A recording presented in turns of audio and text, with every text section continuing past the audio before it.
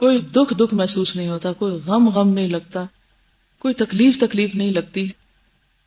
صرف فضلاً کبیرہ کی بات سوچتے ہی دل ٹھنڈک سے بھر جاتا ہے کہ اللہ کا اتنا بڑا احسان ہے کہ اس نے ہمیں محمد صلی اللہ علیہ وسلم کی امت میں سے پیدا کیا. کیا ہوتا اگر آپ کا پیغام ہم تک نہ پہنچتا، ہم آپ سے پہلے آ کے دنیا میں سے چلے جاتے، یا ان لوگوں میں پیدا ہو جاتے کہ جہاں یہ میسج اس طریقے سے نہیں پہنچا جس طرح ہم تک پہنچا ہے. اس فضل کبیر پر اللہ کے شکر گزار ہوا کرے، اور یقین مانے کہ جتنے زیادہ آپ شکر گزار ہوں گے اتنے زیادہ آپ کے دل کے اندر ایک اطمینان کی کیفیت آنے لگے گی، وہ جو نفس مطمئنہ ہے. اور خصوصاً آپ یہ محسوس کریں گے کہ اگر آپ شعور سے سیرت پڑھ رہے ہیں نا، اور بیچ میں درود شریف آتا ہے تو ساتھ ساتھ درود شریف پڑھتے ہیں، تو یقینی طور پر آپ کی کیفیت بدلی ہوگی. اور اگر نہیں بدلی تو پھر آپ اس کو پڑھنے کا حق نہیں دے رہے. نسلوں تک امت کا یہ طریقہ رہا کہ جب کوئی پریشانی محسوس ہوتی تو بخاری شریف لے کے بیٹھ جاتے اور اسے پڑھنے لگتے کہ بار بار درود شریف آئے گا اور آپ کے اقوال کو پڑھیں گے، اور جب تک پڑھیں گے تو غم دور ہو چکا ہوگا. غم اور دل کے بوجھ اور ان ساری کیفیات کا جو ایک بہترین علاج ہے قرآن مجید کے علاوہ وہ درود شریف کا پڑھنا، آپ کی باتوں کا اور آپ کی سیرت کا پڑھنا ہے. کیونکہ قرآن مجید اللہ کا کلام ہے، ایک جلالی چیز ہے. جب ہم سیرت پڑھتے ہیں تو ہم اپنے آپ کو ریلیٹ کر پاتے ہیں، ایک ہیومن لیول پر ایک چیز کو محسوس کر رہے ہوتے ہیں.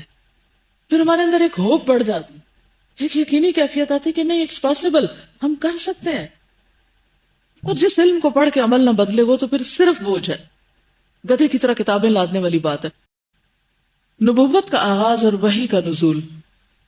پھر تیسرے سال کے رمضان میں جب آپ کی عمر کا 41واں سال چل رہا تھا، یعنی 41 ایئر شروع ہو چکا تھا، آپ صلی اللہ علیہ وسلم غار حرا کے اندر ذکر الہی اور عبادت میں مشغول تھے کہ یکایک حضرت جبریل علیہ السلام نازل ہوئے اور آپ کو وحی و نبوت سے نوازا.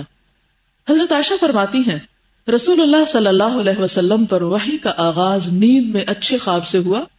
آپ جو خواب دیکھتے وہ سپیدہ صبح کی طرح نمودار ہوتا، یعنی بالکل کلیئر، واضح. پھر آپ کو تنہائی پسند آنے لگی، چنانچہ آپ غار حرا میں خلوت اختیار فرماتے اور کئی کئی رات گھر آئے بغیر عبادت کرتے، اور اس عرصے کے لیے توشہ بھی لے جاتے، یعنی کھانے پینے کا سامان.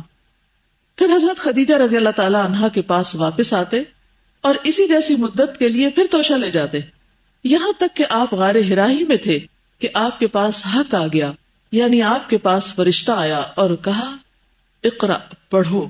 آپ نے فرمایا ما انا بقارئ، میں پڑھنا نہیں جانتا. آپ فرماتے ہیں فأخذنی فغطنی حتی بلغ منی الجہد ثم ارسلنی فقال اقرأ. اس پر اس نے مجھے پکڑ لیا اور زور سے دبوچا، اس زور سے کہ مجھے چور کر ڈالا، تھکا ڈالا، پھر چھوڑ کر کہا اقرأ، پڑھو. میں نے کہا ما انا بقارئ، میں پڑھنا نہیں جانتا. فأخذنی فغطنی حتی بلغ منی الجہد ثم ارسلنی فقال اقرأ. اس نے دوبارہ پکڑ کر دبوچا اور چور کر ڈالا، پھر چھوڑ کر کہا اقرأ، پڑھو. فقلت ما انا بقارئ، میں نے کہا میں پڑھا ہوا نہیں ہوں. فأخذنی فغطنی الثالثة ثم ارسلنی فقال اقرأ باسم ربک الذی خلق خلق الانسان من علق اقرأ وربک الاکرم الذی علم بالقلم علم الانسان ما لم یعلم. اگرچہ آپ کے اوپر وہ مخصوص کیفیات تو طاری ہو رہی تھی اور آپ کے اندر غیر معمولی قسم کی چینجز بھی آ رہی تھی، لیکن آپ ان کو کچھ فگر آؤٹ نہیں کر پا رہے تھے کہ کیا ہو رہا ہے.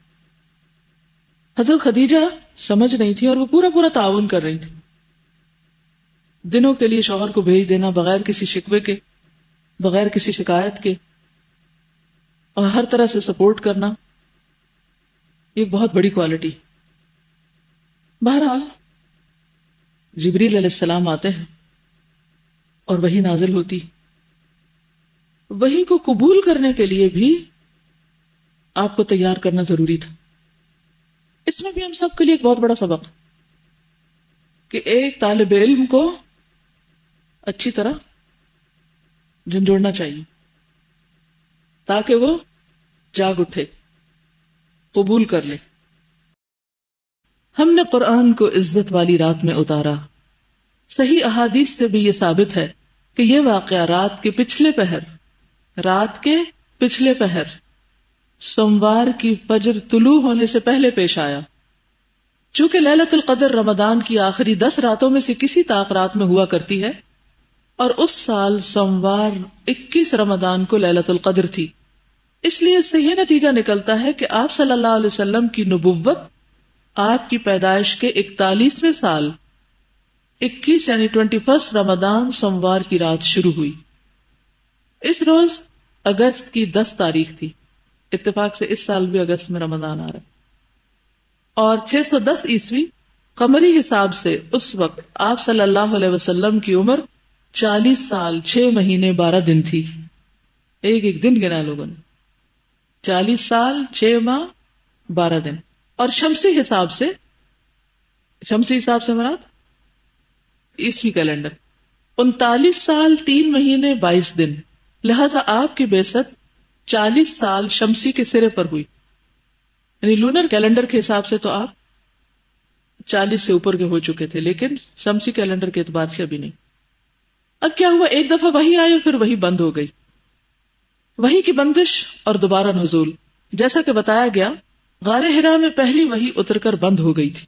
یہ بندش کئی روز تک قائم رہی. کئی کہتے 3 سال، تو یہ روایت غلط ہے، چند دن کی بات ہے یہ. اس کی وجہ سے نبی صلی اللہ علیہ وسلم کو سخت رنج اور ملال ہوا، لیکن مصلحت الہی اسی میں تھی، کیونکہ اس طرح خوف جاتا رہا، یعنی آپ نارمل ہو گئے. معاملے کی نوعیت کو سمجھنے کا موقع ملا، اور دوبارہ وحی کی مشقت جھیلنے کے لیے صرف یہی نہیں کہ طبیعت آمادہ ہو گئی، بلکہ ایک گنا شوق اور طلب بھی پیدا ہوئی.